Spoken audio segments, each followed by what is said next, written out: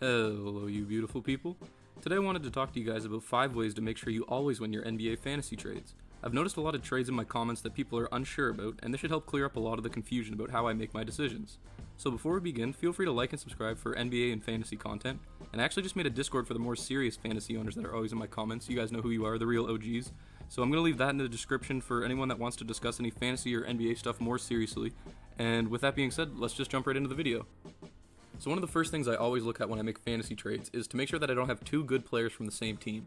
And that is especially true this year just because of the postponements and everything.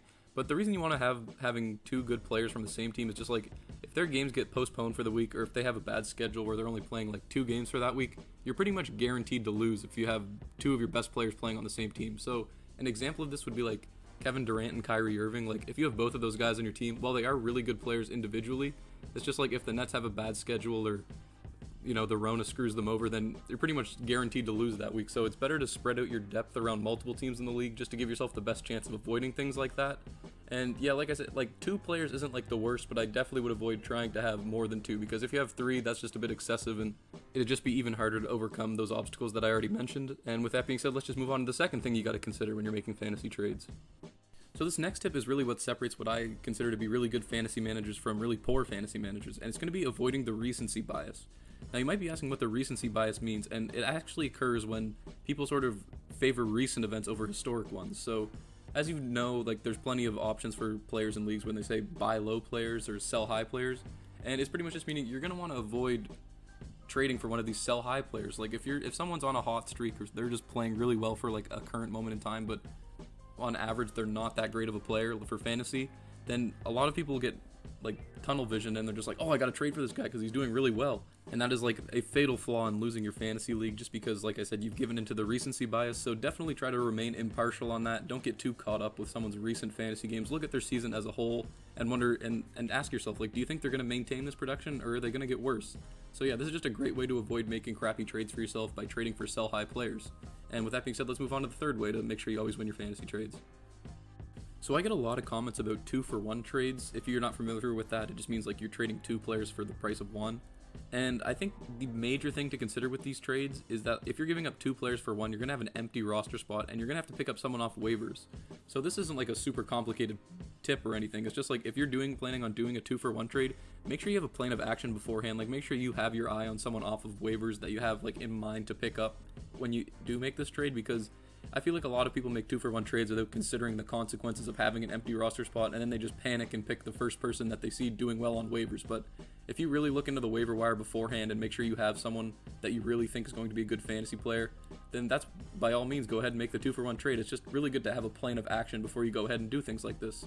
And yeah, with that being said, let's move on to the next tip. So this tip is also incredibly important to consider when making fantasy trades, and it's to factor in the injury risk of players. I mean, this significantly affects a player's trade value. Like, for instance, a player like Porzingis, on the surface, like Porzingis is an incredible fantasy player, has a lot of potential, he can shoot, he's big, he can grab rebounds, he's a focal point of the Mavs offense, but if you factor in Kristaps' injury risk, like his value just plummets. And like if you're going to trade for him, just be aware of this injury risk. Like he's not worth. If you look at Kristaps Porzingis when he's healthy, obviously he's a really great fantasy player, but when you're considering trading for him, just be aware that like you got to factor in this injury risk, man. Like he's not going to have the really good production he has when he's healthy if he's not even on the floor. So that's just a thing that I always look at before I make trades for injury prone players. It's just like you got to be aware that their value isn't as high as it is with other players that are able to stay on the floor consistently, because like if they're not playing any games for you, then I don't think there's any worse way to lose a trade than to trade for someone like Kristaps and then he never plays. So with that being said, we're just going to move on to the final way to win your fantasy trades. So if you made it this far into the video, I already know you're a serious NBA and fantasy fan, so you probably already joined the Discord from the link in the description. If you haven't, I definitely recommend it. We got a really great basketball community going on here, and I think it's going to be an awesome way to interact more with like-minded people that really love basketball. So with that being said, the last way to make sure you always win your fantasy trades is to recognize your team's value. So what I mean by this is you got to know if your team is good enough to take gambles. Like if there's some high upside, high risk players and your team is good enough to win games anyway, then I think you might as well go ahead and make the trade, because like at worst your team is going to regress slightly, but if you have enough depth that it doesn't really matter, then it won't affect you too much.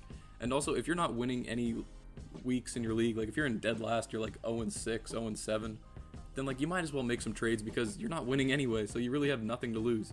And yeah, with that being said, that's going to conclude the video. These were my 5 ways to make sure you guys never lose your NBA fantasy trades. And if you guys have any suggestions for videos you want to see in the future, drop them in the comments below. And I want to thank you guys very much for watching, and I hope you all have a great day.